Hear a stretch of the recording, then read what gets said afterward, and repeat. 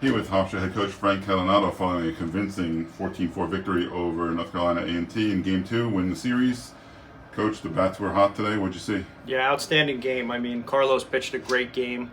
I think 7 innings, he didn't give up an earned run.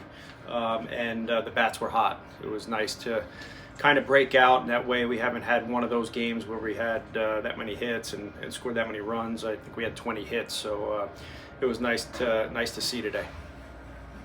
And leaving, Carlos in there, as long as Dave mentioned you had, a lead that big, his pitch count was still getting up there. Was this just an attempt to, save the bullpen? Yeah, it was an attempt to save the bullpen, and we spoke to Carlos and said, how do you feel? And he said, I feel fine. He wasn't laboring out there, so it wasn't really a tough 100-plus pitches that he had to throw.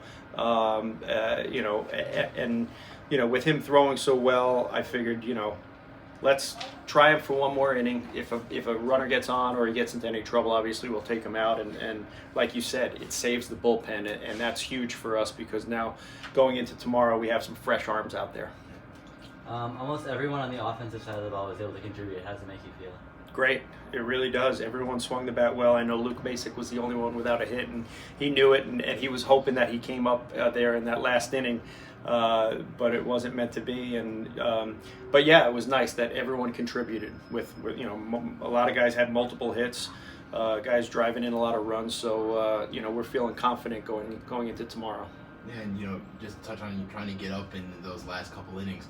What do you think was it about today that the guys are just seeing the ball off of any pitcher that they sent out? Yeah, I don't know. I mean, obviously the wind was blowing out a little bit, so we got a couple of balls hit in the air that traveled out. But it just seemed like guys had good mental approaches up there. They weren't really swinging at pitches in the dirt. We were trying to make sure that the pitcher we were swinging at pitches up in the zone, and we didn't miss very many.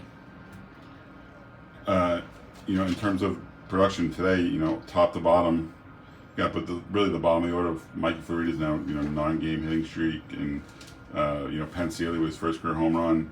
Just, how important is it for those guys to really come through now and produce as we get to crunch time? Yeah, it's huge. Like I said the other day, we've 1 through 4 was really carrying us early in the season, and now we've got the bottom of the order that has gotten hot and really helping us win games. So it's huge now that we can get 1 through 9 swinging the bat well, and hopefully we can see the same tomorrow.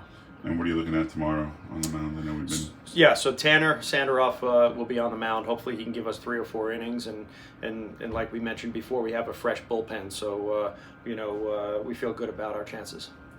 And offensively, the guys are putting things together. But even defensively, we saw some good plays, some great stops at third, and Palmer with a fantastic diving catch on the comebacker. Yeah, I thought Santino Rosso played great today. He made some really good plays, and that's after a game where he didn't. He made 3 errors yesterday. So you think a guy can go out there and be a little bit nervous and not confident, but he was confident. He made those plays.